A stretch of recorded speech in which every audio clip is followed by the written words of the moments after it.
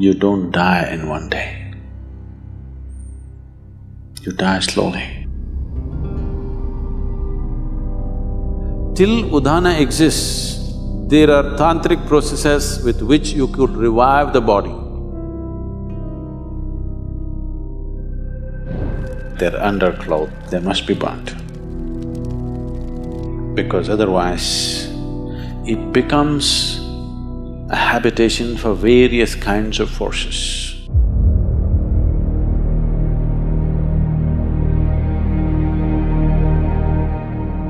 Namaskaram Sadhguru. After my father died, I still have several of his clothes, but I know in some traditions you're not supposed to keep the clothes of the deceased. How should this be handled? When you were born, what's your birthday, Chin? 1st of August?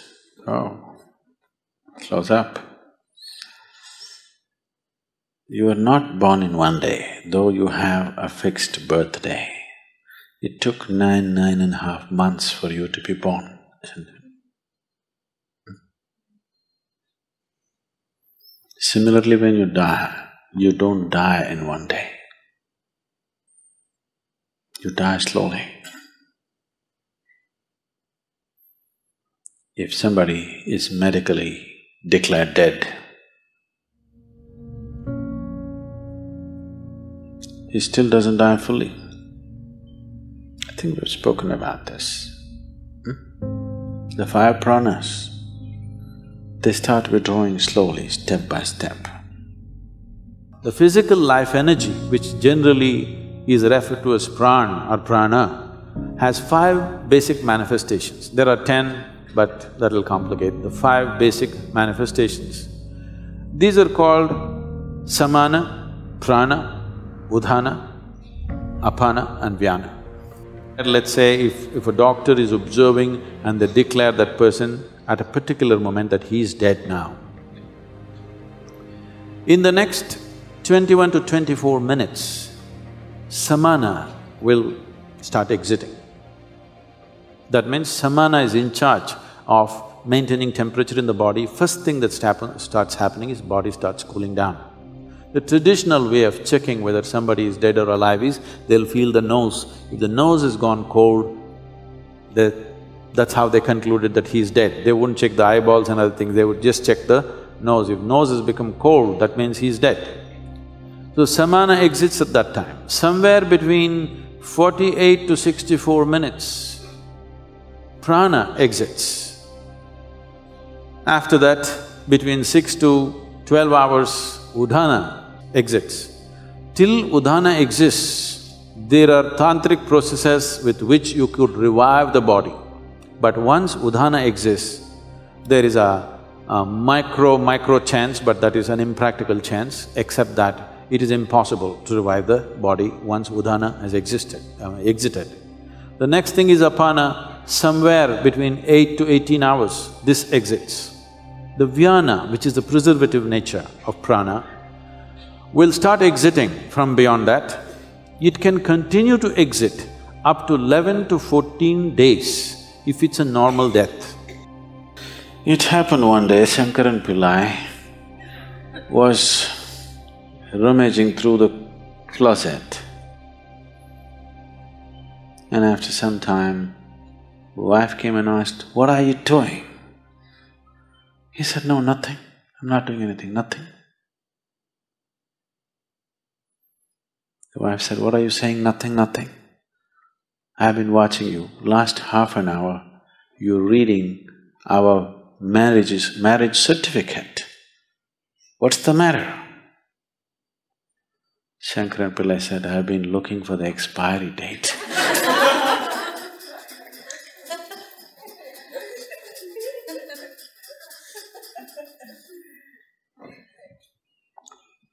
So though there may be an expiry date for one's death, one does not die in a day. It's a slow process. In fact, it's happening right now, slowly. By doing yoga, you may be putting up hurdles in the way of death, but not stoppers. Yes? Daily yoga you're doing, putting up some hurdles and slowing it down, but no stopper.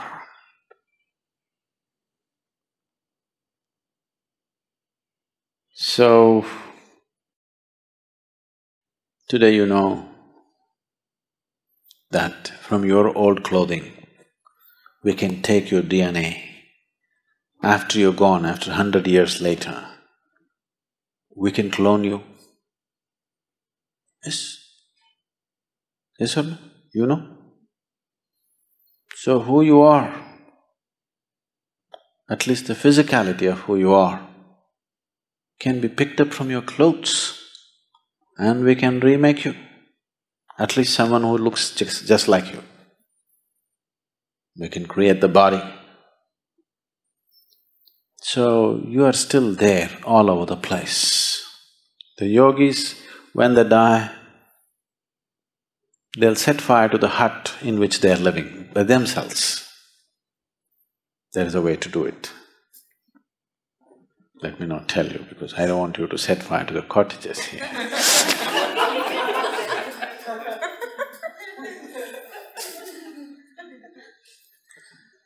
So they always set fire to the hut in which they are living because they don't want even a single molecule of DNA to hang around and live, because in some way your physical body is still hanging around.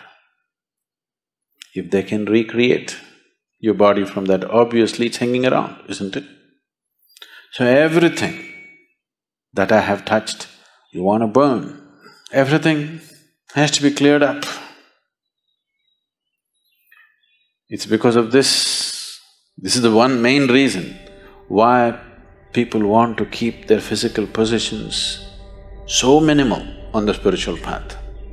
If you enter a sannyasi's room, you will see there'll be 3 pairs of clothes neatly folded and kept, just this thing to drink water, 1 plate to eat food, and just 1 single sheet to sleep upon, and that's it. No one extra item, because he does not want to touch too many things in the world. He wants to keep it to at most minimal, because he knows if he spreads his body all over the place, gathering it and going will be very difficult. That is why he does not form any physical relationships of any kind, because he understands if he leaves his body all over, when the time to gather comes, it's going to be extremely difficult.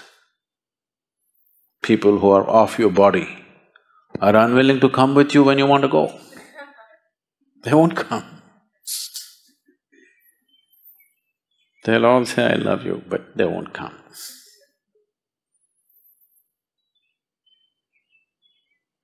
So, when someone dies, depending upon who he is, accordingly these things must be handled. In today's world, when people have gathered enough clothing for 3 lifetimes, enough footwear for 10 lifetimes, burning all that would be sheer waste. And anyway, their way of existence and the way they exit is such, invariably they have to find root in this earth once again. No point burning all that. At least those things which are very closely, intimately involved with the body, like their underclothes and other things, must be burnt. They must be burnt. Because otherwise, that being will not go easy. He will not know, he does not have the discretion to understand whether he should be here or there. He cannot make any decision. There's no decision-making capability because there's no discretion. Once the body is gone, the discretionary mind is gone. So there is no decision, only by tendency. There are too many things here which belong to the body, it just hangs around, particularly in the first few days. So, in one's home, if there are lots of used clothes, which is a problem with the Western world again, because of the type of clothing and the structure of the society, the things are such, you may be wearing a jacket for 6 months and it may not be washed. Yes? You use it and you hang it there because it's a cold country and maybe you don't sweat so much, use it and put it there. Such a thing is not possible in India. If you use something, it has to be washed now. The nature of the clothing, the atmosphere and the social structures are such, but that is changing again there also because most people are wearing clothes made in China, not anymore made in India. So, the type of clothing they are using, naturally they use it and hang it, they don't use it and wash it. All these things were taken care of, every aspect was handled, but we are losing it in a big way.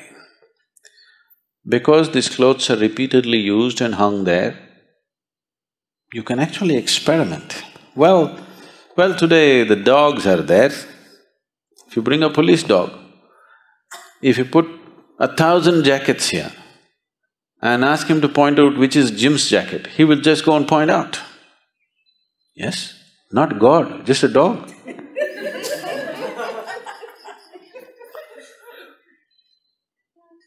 So obviously, who you are is hanging there in the jacket in many ways, isn't it?